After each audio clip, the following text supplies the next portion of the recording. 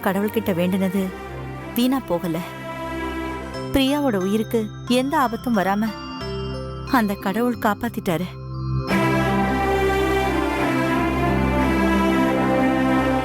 ஆமாம்மா, இனிமே பிரியாவை பத்தி பயப்படுறதுக்கு எதுவுமே இல்ல. இன்னும் 2-3 நாள்ல டிஸ்சார்ஜ் பண்ணிடலான்னு சொல்லிட்டாங்க.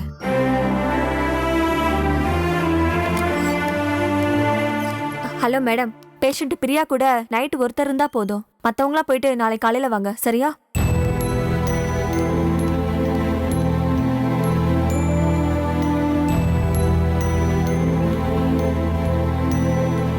பிரியா கூட துணைக்கு நான் இருக்கிறேன். நீங்களா ரெஸ்ட் எடுத்துட்டு நாளைக்கு வாங்க.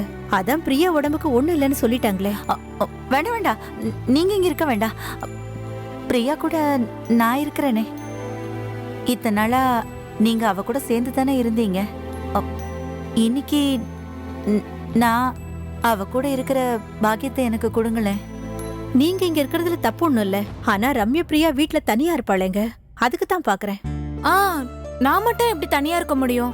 நானும் அம்மா கூடவே இருந்து பிரியாக்காக்கு துணையா இருக்கேன். அது வேண்டாம் ரம்யா, நீ வீட்டுக்கு போ, போய் ரெஸ்ட் எடு. நான் சொல்றத கேளு ப்ளீஸ். மா, நான் மட்டும் தனியா எப்படிமா வீட்ல இருக்கிறது? அம்சவல்லி அம்மா, இன்னைக்கு ரம்யா கூட நீங்க துணைக்கு இருக்கீங்களா? என்னம்மா இப்படி சொல்லிட்டீங்க? நம்ம பிள்ளைக்கு நான் துணையா இல்லாம என்ன பண்ண போறேன்? கீர்த்தனா, நீ வீட்டுக்கு போயிடுறியாமா? நான் ரம்யா கூட அவ வீட்டுக்கு போறேன். சரி அத்தை, நான் கிளம்புறேன். பாய் ரம்யா. பாய். பாய் மாமா, வரேன். சரிம்மா, அப்ப நானும் அம்சவல்லி ஆண்டியும் கிளம்புறோம். வரேன். போயிட்டு வா. பாத்துக்கோங்க. போயிட்டு வாங்க. பாய் அருண். பாய் வருண். பாத்து ஆட்டோ புடிச்சு பத்திரமா. ஆண்டி, சரி அருண். நான் வேணும் உங்களுக்கு துணையா இருக்கட்டுமா? டேய், ஒய்யோ நீயா? வேணாம் வேணாம்ப்பா, ஏற்கனவே நீ கொஞ்சம் சென்டிமெண்டான ஆளு. பிரியா இப்பதான் கொஞ்சம் கொஞ்சமா குணமாயிட்டு வரா. நீ மறுபடியும் அவ பக்கத்துல போய் உட்காந்து ஏதாவது பேச போக தேவையில்லாம அவளுக்கு மன உளைச்சல் தான் வரும். அதனால நீ என்ன பண்ற, என் கூட என் வீட்லயே தங்கிட்டு காலையில எந்திரிச்சு ஃப்ரெஷ் ஆகி குளிச்சுட்டு நீட்டா வந்து பிரியாவை பார்க்கலாம், சரியா? பாப்போம். வரேன். பாய். வாடா.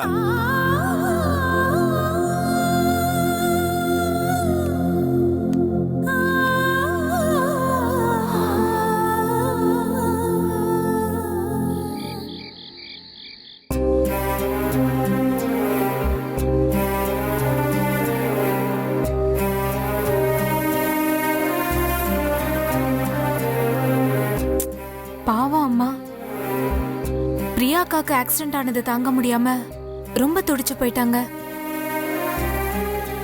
மனசு உடைஞ்சு போயிருக்கிற அம்மாவுக்கு பக்கத்துல இருந்து பாத்துக்காம நாம பாட்டுக்கு வந்துட்டோமே.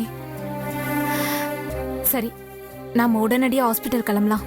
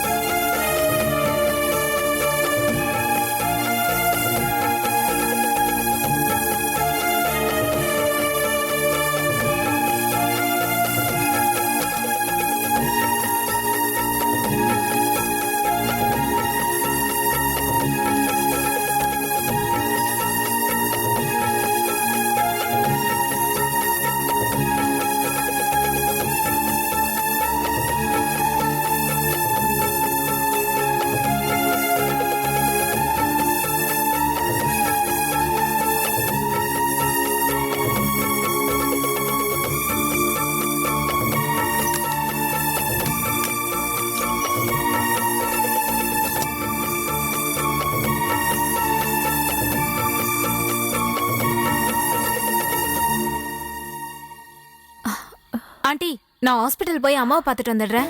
என்னது, இந்த நேரத்துக்கு ஹாஸ்பிட்டலுக்கு போறியா? மணி 10 ஆகுதுமா. வருண் வேற வீட்ல இல்ல. நாம 2 பேரும் தனியா இருக்கோம். காலையில போய்க்கலாமா? இல்ல ஆண்டி, நான் இப்ப உடனே ஹாஸ்பிட்டல் போய் ஆகணும். அம்மா வேற ஒரே ட்ரெஸ்ல இருக்காங்க. அவங்களுக்கு மாத்து துணி கூட இல்ல.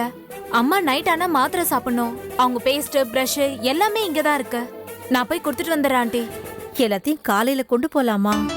ஆண்டி, நீங்களே ஹாஸ்பிட்டல்ல பாத்தீங்கல்ல எங்க அம்மா பிரியாக்கா மேல எவ்வளவு பாசம் வச்சிருக்காங்கன்னு. பிரியாக்காவை கண்ணுல வச்சு கவனிச்சுக்கிறாங்க. ஆமா ரம்யா, பிரியாவுக்கு அம்மா இல்லைங்கிற குறையே தெரியாம உங்க அம்மா நல்லா பாத்துக்கிறாங்க. அத நினைக்கும் போது நான் ரொம்ப பெருமைப்படுறேன். பிரியாவுக்கு அம்மா இல்லாத குறையே தீந்து போச்சு. ஆமா ஆண்டி, அதே மாதிரி எனக்கும் ஒரு அக்கா இல்லையன்ற குறை தீந்து போச்சு. சரிங்க ஆண்டி, நான் இப்பவே ஹாஸ்பிட்டல் போகணும். பிரியாக்காவை இந்த நிலைமையில ஹாஸ்பிட்டல்ல விட்டுட்டு என்னால தனியா இருக்க முடியல. நான் ஹாஸ்பிட்டல் போனா அம்மாவுக்கும் ஹெல்ப்பா இருக்கும், பிரியாக்காவுக்கும் ஹெல்ப்பா இருக்கும். அதனால்தான் நான் இப்ப போகணும்னு சொல்றேன். ஹாஸ்பிட்டல்ல ஒரு ஆளுக்கு மேல தங்க கூடாதுன்னு சொல்லிட்டாங்களேம்மா. அதனால தானே நம்ம வந்துட்டோம். இப்ப எப்படி அங்க தங்க முடியும்? அவங்க அலோவ் பண்ண மாட்டாங்களே. நான் எப்படியாவது ஸ்பெஷல் பெர்மிஷனாவது வாங்கி தங்கறதுக்கு ஏற்பாடு பண்ணிக்கிறேன் ஆண்டி. சரிம்மா, நானும் உன் கூட வரேன். ஆண்டி, நீங்களும் என் கூட வரீங்களா? நீங்க இங்க இருந்து வீட்டை பாத்துக்கோங்க. ஏமா, ஒன்ன மட்டும் எப்படிமா தனியா இந்த நேரத்துல ஹாஸ்பிட்டலுக்கு அனுப்புறது? எனக்கு என்னமோ பயமா இருக்குமா. அதான் நானும் உன் கூட வரேன்னு சொல்றேன். ஆண்டி, நீங்க பயப்படுற அளவுக்கு ஒண்ணும் இல்ல. நான் மட்டும் தனியா போகல. நமக்கு தெரிஞ்ச ஆட்டோக்காரர் ஒருத்தர் நம்ம தெருவுல இருக்காரு. அவர்தான் நமக்கு ரெகுலரா நம்ம வீட்டுக்கு சவாரி வராரு. அவர் ஆட்டோல போனா ரொம்ப சேஃப்டி ஆண்டி. சரிம்மா, பார்த்து பத்திரமா போயிட்டு வாமா.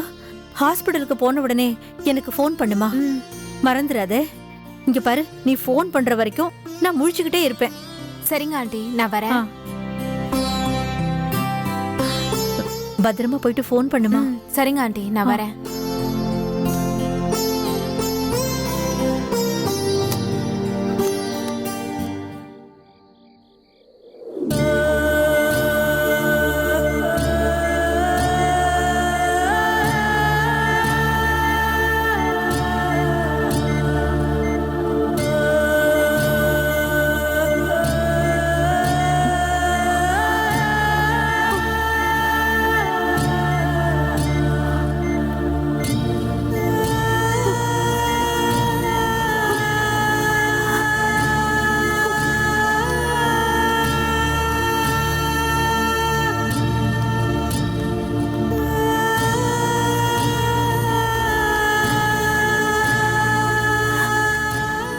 பெத்த பொண்ணு நீ, ஆனா வெளியில சொல்ல முடியல.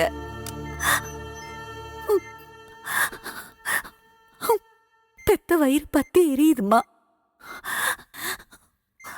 உன்னை இந்த நிலைமையில பார்க்கணும்னு என் தலைவிதியா? பிரியா, உனக்கு 3 வயசா இருக்கும்போது என்னை விட்டு உங்க அப்பா உங்களை பிரிச்சு கூட்டிட்டு போகும்போது கீர்த்தனா பச்சை குழந்தை, மனோஜு பால்குடி மாறாத பச்சை குழந்தை. என் மேல கலங்கத்தை சுமத்தி என்ன ஒதுக்கிட்டாரு. அன்னையில இருந்து இன்னைக்கு வரைக்கும் உங்களை நினைக்காத நாளே இல்லம்மா. ஆமா பிரியா,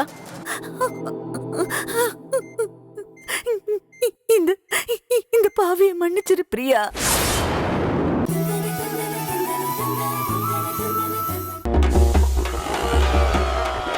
என்ன நினச்சிக்கிட்டு இருக்கீங்க? என் தலைவனை கலாய்ப்பீங்களா? சின்ன வயசில் லிட்டில் சூப்பர் ஸ்டார்னு பட்டம் வாங்கின ஒரே ஆள் என் தலைவன். சின்ன வயசாக இருக்கும்போது தானங்க லிட்டில். என்ன டேலண்ட் தெரியுமா? ஏதோ ஒரு டைம் சரியில்லை, அதனால் படம் வரல. இன்றைக்கும் ஒரு படம் வந்ததுன்னா நிறைய பேருக்கு அள்ளில்லை தெரியுமா உங்களுக்கு? இருந்தாலும் படம் வரலையேங்க.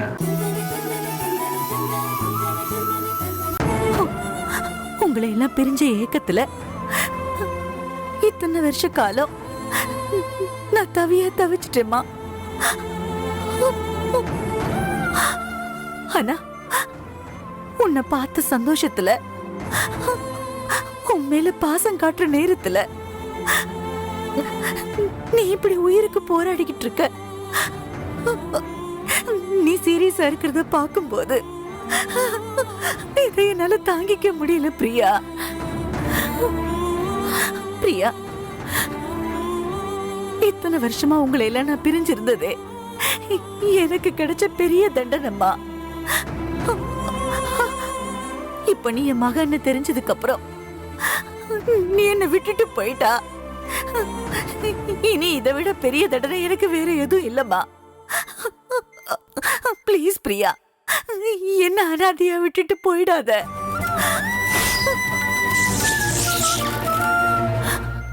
இப்ப இருக்கிற சூழ்நிலையில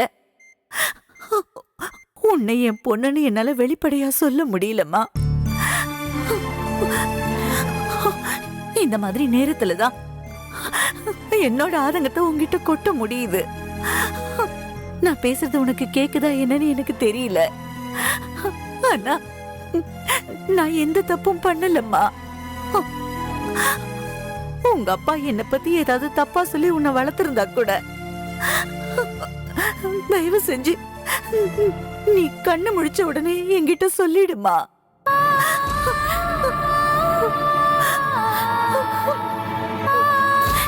என்ன பெத்த அம்மாவா நினைச்சிட்டு இருக்கிற ரம்யாவுக்கு நான் அவளுக்கு வளர்ப்பு அம்மான்னு தெரிஞ்சா அவ மனசு எப்படி வேதனைப்படும்னு எனக்கு தெரியல.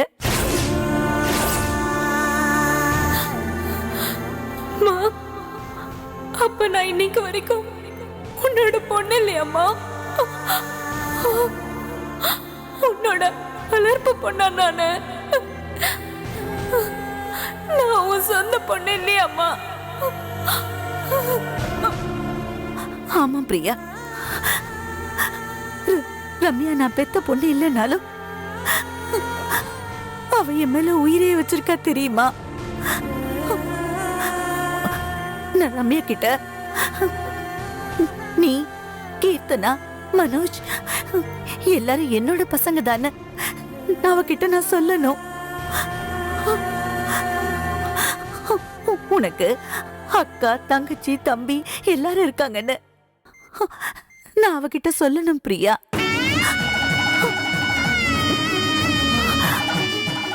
நீங்க என்னோட சொந்த அம்மா இல்லையா? அப்படின்னா நான் ஒரு அனாதையா? எனக்கு அம்மாவே இல்லையா?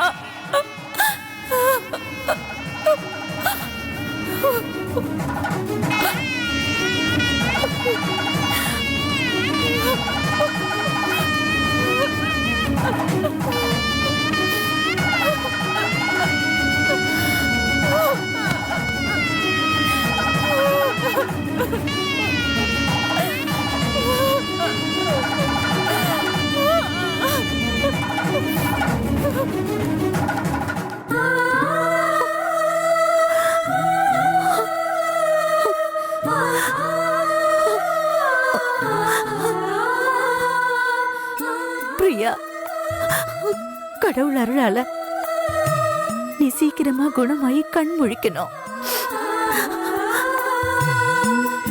என்ன நீ அம்மான்னு கூப்பிடணும் பிரியா.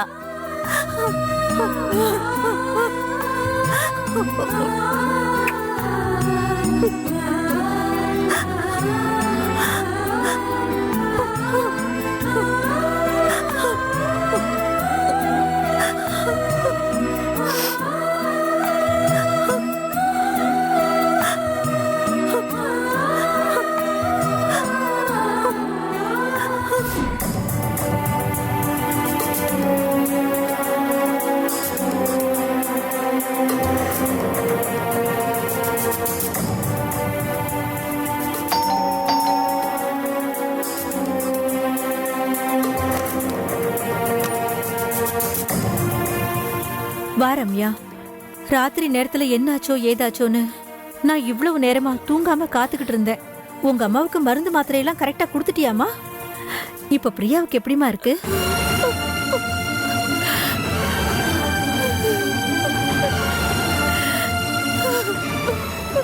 ரம்யா, ரம்யா நில்லுமா. ரம்யா, ஏமா அழற? பிரியாவுக்கு ஏதாவது சீரியஸாமா? சொல்லுமா, அவளுக்கு என்னமா பிரச்சனை? சொல்லுமா. அவளுக்கு எந்த பிரச்சனையும் இல்ல. அப்புறம் நீ ஏமா அழற? அப்போ அம்மாவுக்கு? அம்மாவும் பிரியாவும் நல்லா இருக்காங்க, போதுமா? அப்படின்னா நீ ஏமா ஒரு மாதிரி இருக்க? உனக்கு உடம்புக்கு ஏதாவது சரியில்லையா? சுக்கு காப்பி, கஷாயம் ஏதாவது போட்டு தரட்டுமா? ஐயோ, எனக்கு எதுவுமே வேண்டாம்.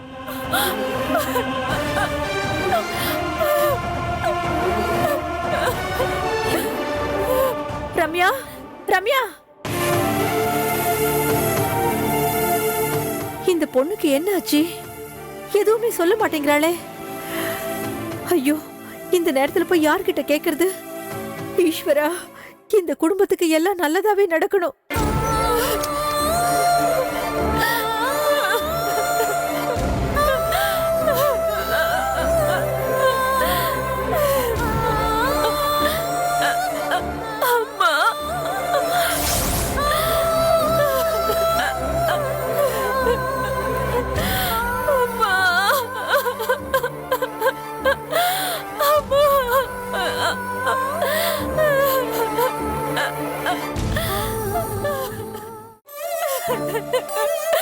அம்மா, என் உடம்புல ஓடுறது ஊரப்ப இல்லையம்மா. என்ன பெத்த புள்ள இல்ல வளர்த்த புள்ளன்னு உன் வாயால சொல்லிட்டியே.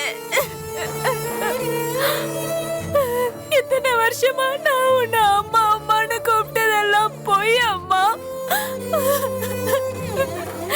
என்ன பாசம் காட்டி தூக்கி வளர்த்ததெல்லாம் பொய்யா?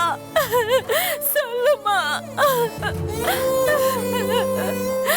அம்மா, நீ எனக்கு ஆசை ஆசையா கொடுத்த முத்தெல்லாம் வெறும் வேஷமாம்மா.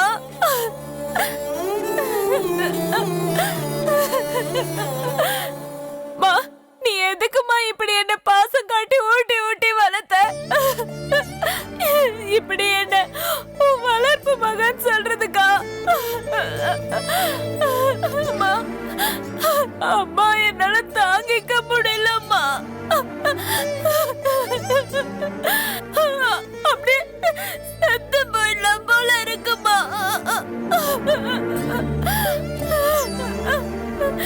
அம்மா, நான் சாகும்போது கூட நீதாம்மா அம்மாவா இருக்கணும்.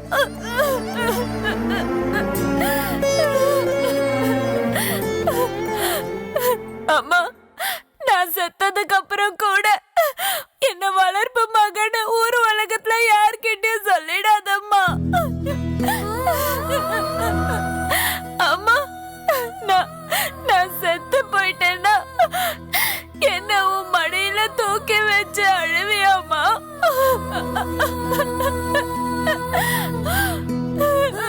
இல்ல, நீ என்ன தூக்கி போட்டுட்டு நீ பெத்த பொண்ணுகிட்டே போயிடுவியா? அம்மா,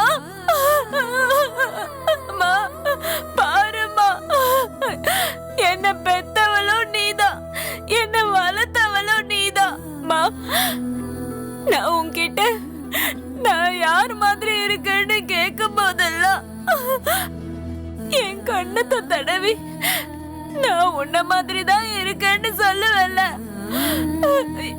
இனிமேலாம் அந்த பிரியாவை பார்த்து இததான் சொல்லுவியா? அப்படின்னா நீ இவ்வளவு நாள் என்ன பார்த்து சொன்னதெல்லாம் பொய்யாமா? அம்மா, பிரியாவ நீ மகளா நடிக்க சொல்லி கூட்டிட்டு வந்த. ஆனா அவளையே நீ இப்ப சொந்த மகளா ஆக்கிட்டியேம்மா. ஐயோ அம்மா, இனிமே நான் யாரம்மா அம்மான்னு கூப்பிடுவேன்? சொல்லுமா. அப்படின்னா என்ன எங்கேயாவது அனாத ஆசிரமத்துல கொண்டு போய் விட்டுருவியம்மா?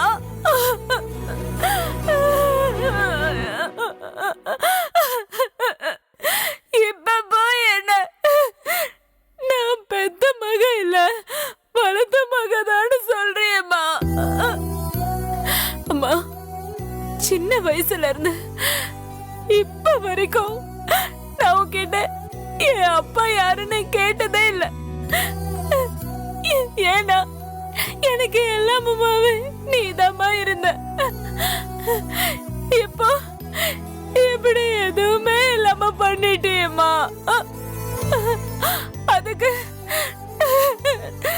அதுக்கு நான் சின்ன குழந்தை இருக்கும் போது என்ன ஏதாவது ஒரு அனாத ஆசிரமத்துல போட்டுக்கலாம்ல.